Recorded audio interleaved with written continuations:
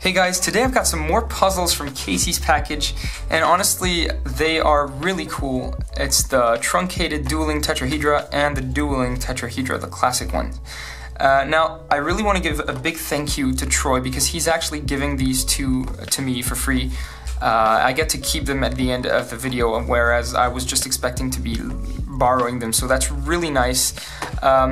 Before I unbox these two, I want to show you the original ones because he also Casey also sent me these two original dueling tetrahedra, and I think it's going to be really nice to be able to compare the FDM printed versions with the mass-produced version.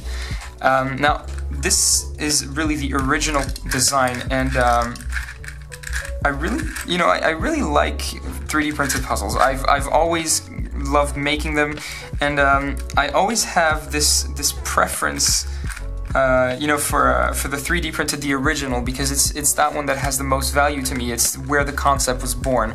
And now, even though obviously the mass-produced is going to be, a better quality, I still want to show you something with this one, and that's the perfection of the finishing. I don't know if you can see this, probably not, because, well, I was gonna say, can you see the production lines? But you can't, because it's been so perfectly sanded down. This is a mirror finish. Like, this is perfect, and I think that's something to be applauded because, finishing a puzzle like that, I mean, there's a lot of parts that you have to sand down individually, a lot of faces that you have to sand down individually, especially on parts that are as complex as that center, for example, which has so many faces right there to put stickers on. And I think it's really, really interesting, and that's something I enjoy watching. So, very nice design. Also, something I showed in the previous video, this groove design that I love so much from Troy. I think it's really interesting, and that way you just have sliding parts that just, slide it into the center, and they're never gonna pop because of that groove in there, that sort of trapezoidal groove that's really interesting. And yeah, it's just a concept that I really like, but I've already talked about that in the previous video. So let's just look at the mass-produced version, and then I will show you just how cool these puzzles look when they're scrambled. Now that's just an assumption because I haven't even scrambled them yet. It's just that I just know that these puzzles are just so classy. Let's just open these two. I just want to see what they're like as mass-produced puzzles, because I know Calvin does a really good job at mass-producing puzzles. There's a really high quality at the end of the line, and well, he mass-produced my my lattice cube with Okamoto, so that's really cool. I'm just curious as to what they used as a cap. Did they use the same type of design or not? I doubt it though, because that wouldn't really make sense from a manufacturer point of view. It's much easier to design caps with injected plastic, so I don't think that they did anything with that. It wouldn't seem very logical to me. Nope. They just have regular caps. So that's something I prefer on the 3D printed design. Let's just play with these a little bit and see. Okay, maybe not that one. I really like it, and well, actually, it's quite interesting that these faces right there are the same color as these ones, but I think it would have been maybe more interesting if this was cut all the way down to this line right there, because here it's the same solving experience as this one, in the sense that here you see the blue, green, red corner, so you know it's the blue, green, red corner. If that was yellow, you'd just need to put it on the yellow face, and you'd need to figure out that instead of trying to pair it up with the side centers. So it's still really, really aesthetic, and that's something I really like. Maybe for aesthetic reasons, it would be interesting to see one where this layer right there is also the same size as this one right here. So a truncation that's slightly shallower. I think that's just like an idea, just to see what it would look like. Now let's just play with this one. That's essentially what the puzzle is in the end, from a solving standpoint. This is the harder one of these two, because this one you just know it's on the yellow face, so you already know where the corner goes once you see the centers. Since it's you know, adjacent to 3 centers with yellow. But overall, I think this one is much more difficult because you don't know which corner goes where. So I'm just gonna do a solve to try and see well, just how to solve it. I think it's going to be a very interesting solve. I'm first going to start by orienting the centers before doing anything else, just to clarify how this puzzle, you know, spins. I just think it's going to be easier to solve once I do this. Unfortunately, something I hadn't noticed, and which I'm just noticing right about now, is that the centers, well, each tetrahedron has 2 yellow faces, so now I'm screwed because the solve is going to be much more difficult. Very bad idea from my part. So yeah, here I see yellow adjacent to blue, so I know that this is not the right yellow face, yellow center, because there's no yellow-blue here, whereas there is right here. So if I match this, it doesn't work, and if I match it with this one, I see another yellow-blue right there, and that works. So that's where I need to start. That solve is going to be very interesting. Okay, so it's actually quite fun to play with. It's a very high-quality puzzle. It feels sturdy, and it doesn't have a lot of room for extra movement that you don't necessarily want. So that's really good. Alright, let's try and carry on that solve. Okay, so I've got these 2 edges that are in the right position, I suppose. I don't know if there's going to be any parity errors or stuff like that. I hope not. Otherwise it's going to be very challenging, or at least much more challenging. Okay, I've got these 3 edges right there. And I just need the red-blue edge right here, and that's the right one. Now, I need blue, green, yellow. If I'm not mistaken, there are 2 blue, green, yellow. There's green, blue, green, yellow, blue, and green, blue, yellow. So this is green, blue, yellow. This is the one we're looking for, and it's in the right position now. So I need the yellow and red edge right here.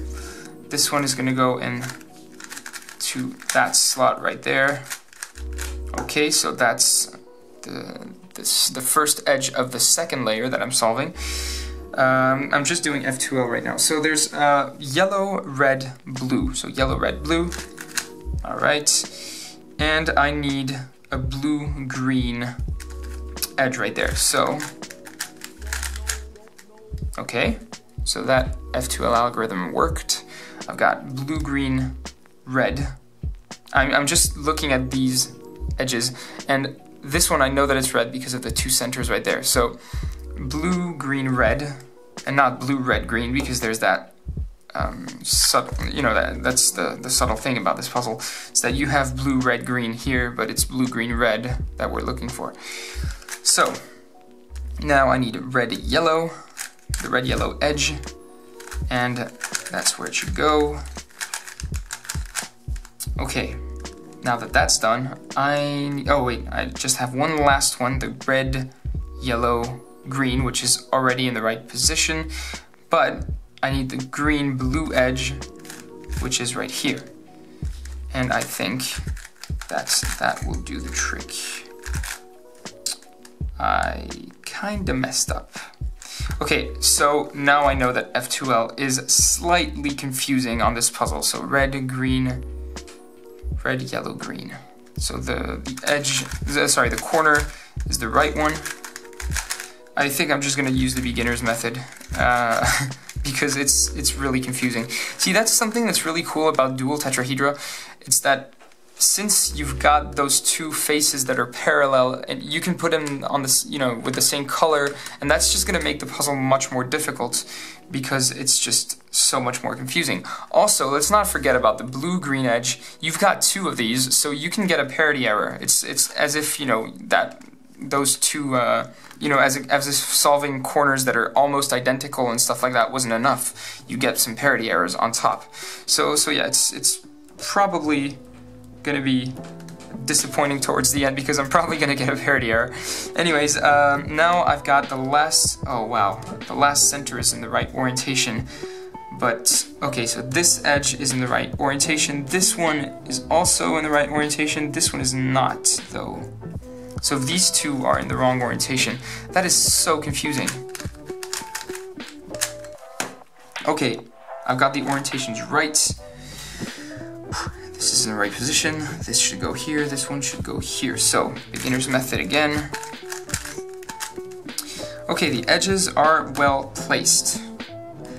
The corners, though, they are not at all well placed. So, got this one, that is in the wrong position again. What did I do? Oh wow. It's really confusing because now the center is in the wrong orientation. I know I only care about the edges right now, but this is really confusing me. So, yellow, blue, green. Where's the yellow, blue, green? That's where it is. So this one is in the right, oh, it's in the right orientation too, so that's nice. Now there's yellow, red, blue, and that's yellow, red, blue. Okay, so very, very confusing. Now I've got only two corners in the wrong orientation, so I'm going to solve these, and now there's only that center left to orient, and now that it's done, I only have that one to solve, and that's just r prime u 5 times. And now it's solved. Wow. Okay, really, really interesting puzzle. And since it's a gift, that means I have it in my collection now, which is really cool. This is definitely, well, I did say it earlier in one of my videos when I made a puzzle with that shape, that I really, really like this shape. It's one of my favorite shapes. All those, you know, stellated puzzles, I really like them.